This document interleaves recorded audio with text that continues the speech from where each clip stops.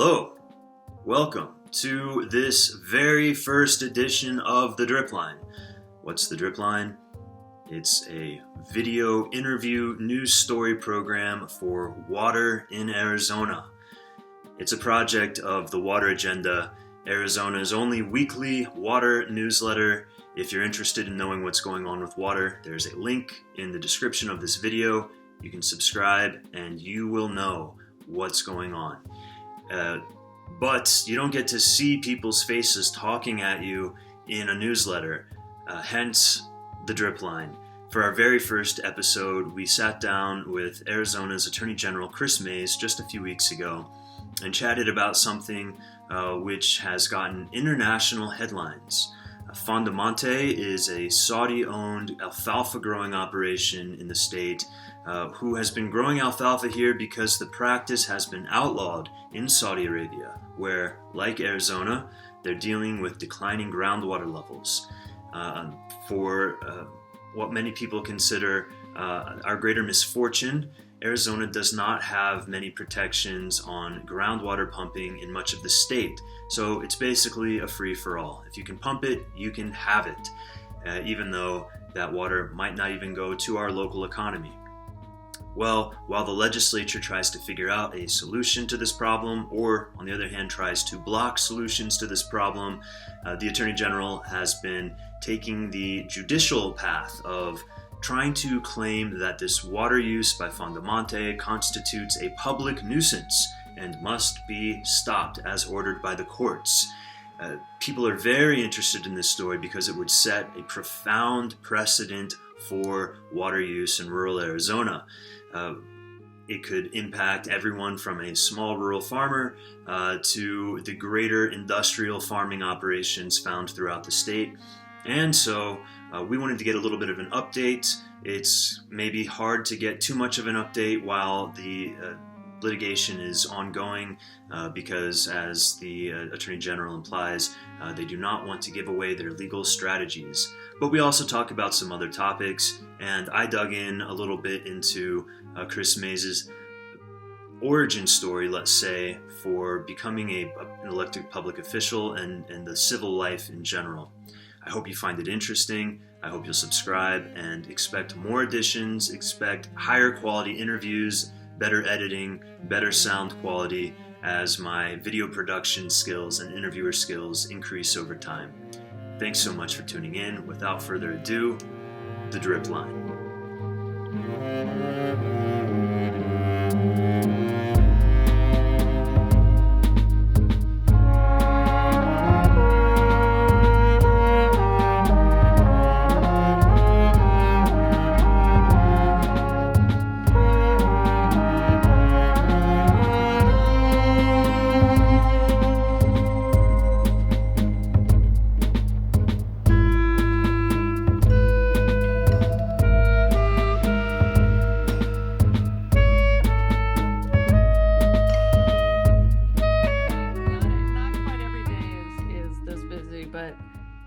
If I'm lucky, I get to do stuff like read briefs and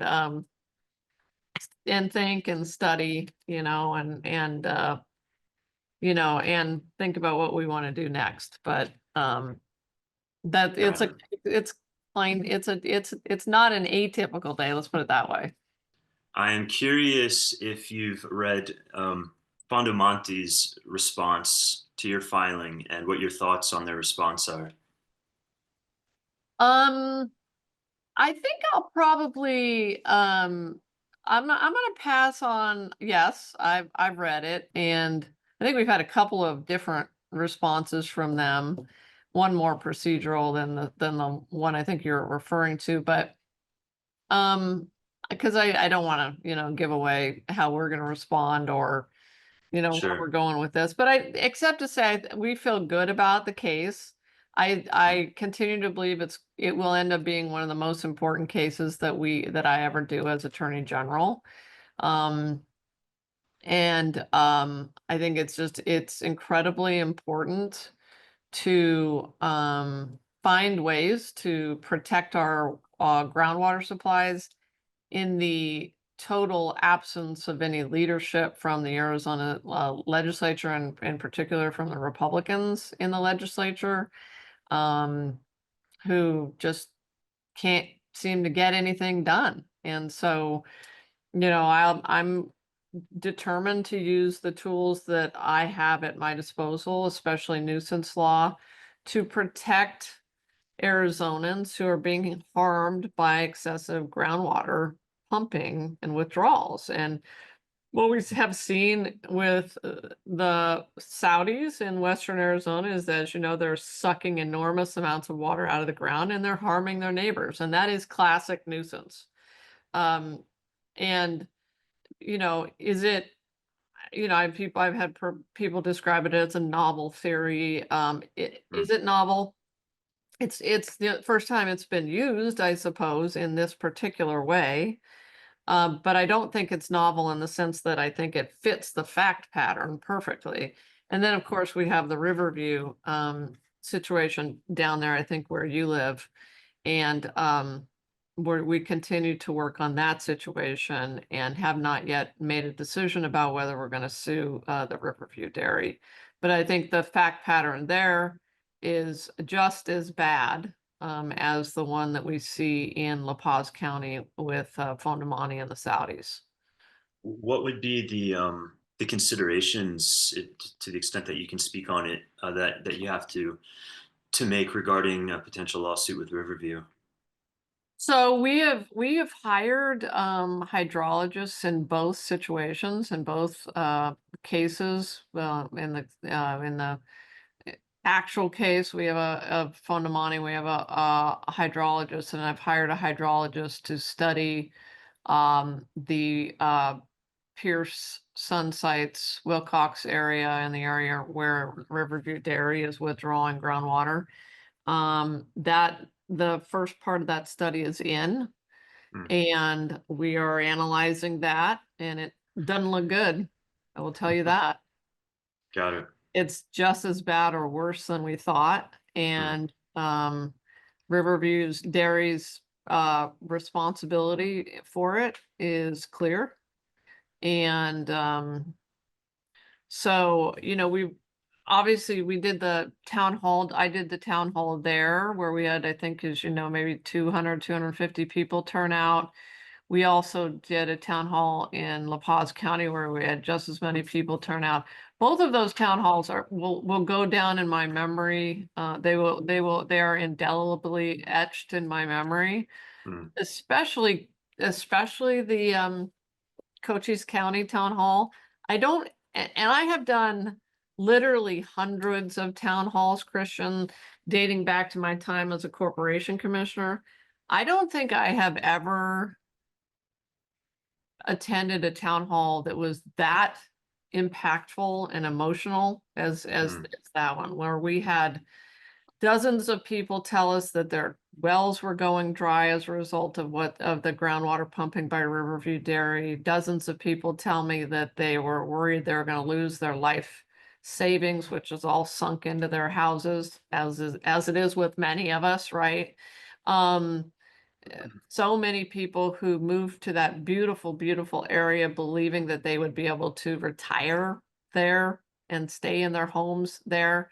So many people telling us they were having to haul water to their houses because their wells had gone dry, or because there's sand in the gears of their pumps. And just so much damage. Literally the earth opening up and fissures. I mean, these things are biblical, like in their, you know, in their scope and It's yeah. the way they are. Their people talk about them. So what am I looking for? I'm looking for these companies to take responsibility. I would rather not have to sue them. I would hope that Riverview Dairy, which is a US based, Minnesota based company, would come forward ultimately with a set of solutions that will take care of the people that they're harming, and that will prevent the aquifer from forever being destroyed. Hmm. because as you know, this is ancient water that is likely not going to be fully replenished over time, or it's going to be very difficult. Even if we stopped pumping entirely right now, it would take many, many decades for that to be replenished. Yeah, and maybe centuries. Maybe To get centuries. to get back to where it was once upon a time. I Yes. hold it as like a 200-year vision is that Sulphur Springs Valley has its namesake returned to it, the springs. There used to just be water popping out of the ground, but that didn't last too long once the centrifugal well pump was invented. Um, Yeah. I'm curious uh, if the I mean, do you feel like you guys need to wait on the Fondomonte ruling to happen? To No, no? Okay. no, I'm not waiting on that. No, we're moving forward on Riverview. I would anticipate, like, I want to move forward on that. I think I need to make a decision soon, on whether or not we're gonna file that lawsuit. Some of it is really gonna be up to Riverview and how far they're willing to go to solve the problem before I sue them. Hmm. And, we'll see about that. And they've been more, I would say, without giving you too much detail that I really can't do, but I think they've been more willing to engage with us on this. But I will say this, uh, w- whatever I do on this, whatever this office does on this issue, I want it to have the support of the community. Hmm. And so I feel very obligated to only do that which the community supports, especially given the emotion and the feeling that Hmm. came out of that town hall that we had there. Sure. And what do you suppose the community wants you to do? I think they want the excessive pumping stopped. They want help with their wells. Those who've lost their Hmm. wells want them drilled deeper, and want to be made whole. I think that's fair. I think it's fair for them to want the valley to be saved from catastrophe. Um, I think it's fair for them to want the nuisance to stop. And Sure. that's essentially what the nuisance lawsuit would do. So whatever we do, it has to be equal to or greater than what I think we could achieve under a nuisance lawsuit. I'm curious. I've only been in Arizona for since 2020. Um, yeah, right around my 5-year anniversary, actually. And uh, so it was 2021 when I heard about the AMA petition and started thinking about groundwater and stuff like that. I'm curious, as someone who is a native to Arizona, which yes, Yes. Born and what raised does it in feel like? Prescott. Uh, what does it Born and raised feel in like Prescott. to you, born and raised in Prescott? Mhm. Um, the kind of social climate on water right now, does it feel like the biggest it's ever been, like in terms of public awareness and sentiment and controversy? Does it feel like just one of many blips on the radar over time, or how does it feel in terms of the kind of epoch of Arizona water? That is a great question. No one's ever asked me that question. Yeah, I mean, I've lived in Arizona essentially for all of my 53 years. And about well, the first 18 of it in Prescott, and now I still own my family's home and the what used to be the tree farm that I grew up on in Yavapai County. Um, and thinking back to when I was a kid, I don't think that water really, I mean, I can remember, and I think one of the reasons that I care so deeply about it, in my family, it was a topic of conversation, but my father was an environmentalist. We grew trees on our tree farm. During the springtime every year, we would go play in the Santa Maria River, which is in western Yavapai County. Um, and so for me, it was always a part of water was a topic and a part of my life, and something that I learned about and that I learned to value. But I don't think it was a political issue the way it is today, and I don't think it was an issue the way it is today. So and I don't even think it was back when I was serving on the Corporation Commission when we were when I regulated 300 private water utilities, and we were being very aggressive on making them do more water conservation measures than any other commission in the history of the state. I fast forward to today, and I would venture to say that there is no issue that I have worked on during my time as Attorney General or period as a statewide elected official, both as a corporation commissioner and now AG, that resonates so strongly with Arizonans as water does today, especially when you're talking about things like a Saudi-owned corporation dewatering an aquifer, or a Minnesota-based company dewatering an entire valley and aquifer. And it's incredibly bipartisan. When I talk to Republicans and Democrats, you can't tell the difference between them when you're talking to them about this issue. Arizonans Outside of the capital. outside, yeah, literally, this is what's so crazy about it, is outside of the capital, when you get outside into places like where I'm from, or rural Arizona, where you're at, everybody agrees. People agree by and large on this issue, which is why I can have a town hall in La Paz County or Cochise County, which crushed me in my last election.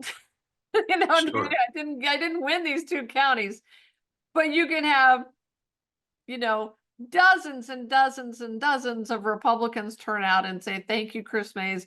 Thank you so much for coming here. Number one, you're the first Attorney General ever to come to Pierce, Arizona. And number two, I agree with you and thank you for worrying about this and thank you for doing something. Because this is absolutely a bipartisan issue, and it is absolutely on people's minds because people get it. We are in a drought, and we have to do something differently if we are going to expect to be able to live here long term and survive as a state. As I've said before, we can't afford to do stupid things with water anymore. And when I believe that when I say those words, I am speaking on behalf of pretty much every Arizonan, except for the ones down there at the legislature. Some of them, anyway. Do you have any political theories about what's going on at the Capitol with water? Like, why would we see a divide there that doesn't seem to exist outside of the Capitol? I know it's a big question, Yeah, but I wonder I if there's I anything. feel I feel we are a couple of legislators away from from a solution. And this is what's so incredibly frustrating about this. To be a couple legislators away from a solution for the entire state, and a solution for people who are actively losing their livelihoods and their homes, um, is just outrageous and so frustrating to me. And it's particularly frustrating when some of those legislators live and represent the areas that are being harmed the most by these Sure. massive groundwater withdrawals and the lack of regulation around water withdrawal. And so, that's where we're at. So we either need to change things at the legislature, or we need to change things with a ballot initiative, or I have to keep doing what I'm doing. But what I'm doing is not efficient in the sense that it's incredibly time consuming to do this lawsuit by lawsuit. It's Sure. not the way it needs to be done. It should be done by the legislature. And frankly, the governor also needs to make it a going home item during the budget negotiations. Hmm. Um, she needs to not I believe that she needs to not let them out of that legislative session until they come to a conclusion on this. At some point, what Bruce Babbitt did in 1980 is he forced everybody in a room and he said, "You're not coming out of this room until we have a solution to this." Period. And that needs to Right. happen again. Yeah. Well, let me ask you how much time you have. I feel we've only got Uh, 5 minutes till the halfway through the hour. Maybe 10 or 15 more 10 or or 15. Okay. Mhm. Yeah. Um, well, a quick one I'll get out of the way. I know that your office doesn't represent the Department of Water Resources, so I Right. wonder how much you are involved in at all, or even just pay attention to the upcoming Colorado River negotiations. So, yeah, we don't largely that has been DWR. I think it's something that I'm interested uh in that I'm increasingly interested in, and that I am going to be paying much closer attention to because I'm very worried about it. I think we are staring down a very apocalyptic situation, unfortunately. But I have allowed DWR and obviously the governor's office to take the lead on that. And the one thing that I've done with regard to Colorado River water is uh we were a part of the effort to prevent um the off river transfers of Colorado River water to Queen Creek, Hmm. um, and worked in federal court on that issue, and pushed for that to stop. They and took the position and argued that they had not followed through with the required, I think it was NEPA requirements, before pushing through those off-river transfers. And that was something that Yuma County was in favor of. Essentially took the side of Yuma County, the Colorado River counties that were so worried about these off-river transfers happening without really the proper process Hmm. in place. And we were somewhat successful in making those arguments before a federal judge. It was Judge Liberty. I'll have to follow up with you I about can that send you a later. copy of the decision. I think it was an important decision. And the Colorado River communities are very, very worried about that. The other thing that I'm looking at very closely is, um, I think there's a lot of eyeing of the water in the so-called transfer basins in La Paz County and in Maricopa County, Harquahala, where the cities here in Phoenix very much want to transfer that water into Phoenix. And I will tell you, there's a big clash coming because Hmm. those communities in rural Arizona do not want those transfers to happen. And I think the law may be on their side on that, at least Hmm. with regard to some of the far western Arizona aquifers. So Here's the larger problem, Christian, is nobody is having a a large scale strategic conversation about this, right? No one is having a large scale conversation about just what can we afford to build, and just where is that water going to go. And you know you we can't leave rural Arizona out of this conversation. And I think there's a lot of that going on. There's a lot of people, there's a lot of powerful interests in Phoenix that think that they have sort of free access to that rural water, and I don't agree with that. So I think we need we need a large conversation among decision makers in Arizona about our water and our future and what's really going to be there. And do we really want to be the state of data centers? How much water are we going to need for that, for Taiwan Semiconductor and for all the microchips that we're going to be building in this state? And where's it all going to come from, especially if this drought continues? And Hmm. especially if our Colorado River supplies, getting back to your original question, dwindle and get dramatically cut. Because every expert that I talk to anticipates significant Colorado River cuts to Arizona. Yeah, I think uh, that big tent conversation is, yeah, it doesn't exist. It really needs to, though. Um, Yeah, and it needs to be a real conversation, hmm. not the,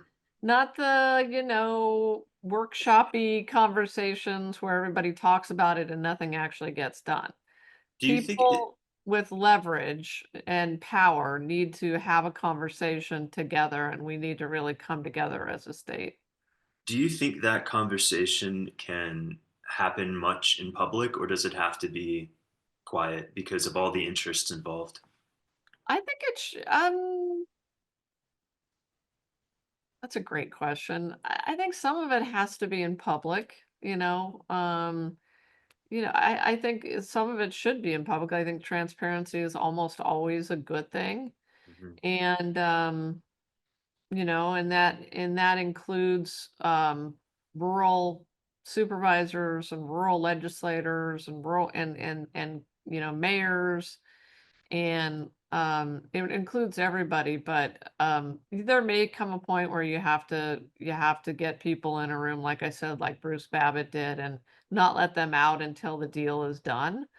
But it certainly needs to involve everybody, and it needs to the larger conversation needs to start now, and people need to start talking about this realistically, even if it's scary.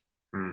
And I know, people don't want to have scary conversations because they're worried about, the business climate, or they're worried about, well, you know, we run out of water, then people are going to be worried about the business climate. Yeah. So let's have this real conversation and let's start it now. Yeah, I think with a skillful um, political person can take a what might be scary and flip it into something that's hopeful. Actually, if you're putting the time and creativity to come up with visions, or at least takes the edge off of the harsher realities. That I could ask so many questions about water. I'd love to try to fit in a couple real quick about um, Kris May's career path and how you've ended up where you're at. And I'm sorry to do this at the very end of an interview that's about to end, That's uh, okay. but I'm very curious to know when you started thinking, or when you first had any interest in getting into politics.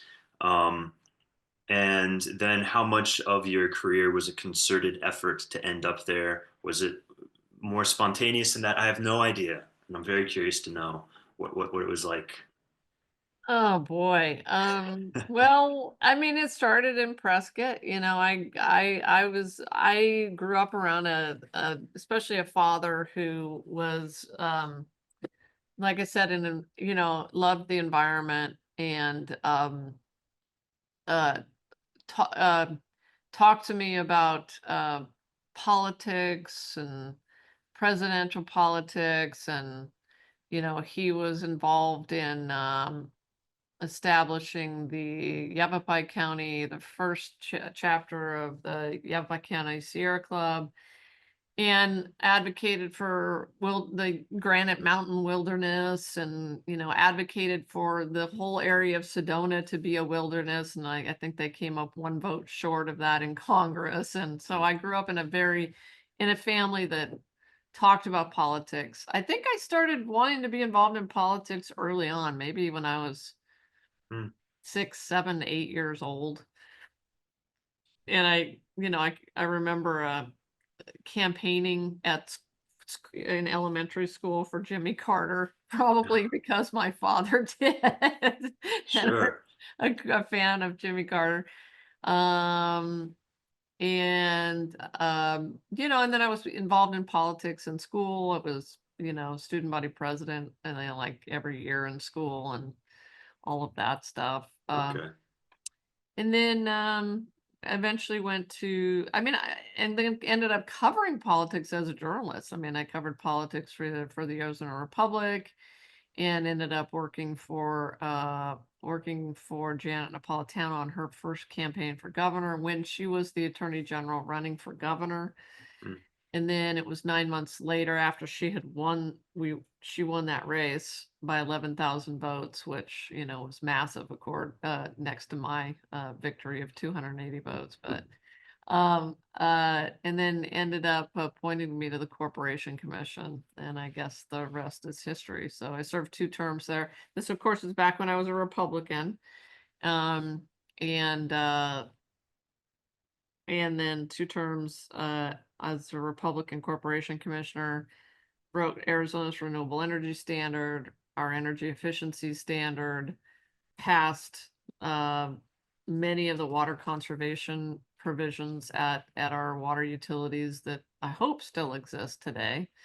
Um, and then went on to go work at ASU as a professor there for a decade, became a mom, and decided to run for attorney general mm. uh, in 2021. And all that time at the university, were you part of you like one day I'm gonna hop back into politics, or was it just kind of something came up and inspired you? Yeah, I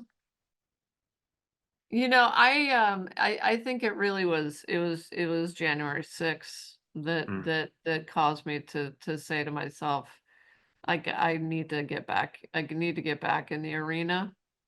And maybe there was something in the back of my head all along that said, I want to do this again. But um I just felt like I gave the Democratic Party the best shot at winning this office, and that I could do the job, and that we needed someone who believes in democracy, who believes in America, who believes in our Constitution, who believes in a woman's right to an abortion, who could fight for our water supplies. It was very much on my mind when I ran for this office. mm, And I didn't see that in the office at the time, and I certainly didn't see that in the fellows who were running against me on the Republican side. So sure. here we are, one one by 280 Well, votes, closest you got statewide you got race in this Arizona history, and really in history. Well, that's yeah, a yeah. trophy for you. Um, It's something, I guess. But I'm super honored to be here. I try to make a most of every single minute in office, because you don't ever know how long you're gonna be here. mm. And I'm honored to have this incredible blessing of representing the people of the state of Arizona. Well, I hope some of your future minutes in office can be scheduled for a future conversation. This was Of great, course. and This I'm was sure fun. Let's do it again. Sounds good. Well, All thanks. right. Have a great rest of your very busy day. Thanks, Kristen. You too. We'll see you soon. Take care. Bye.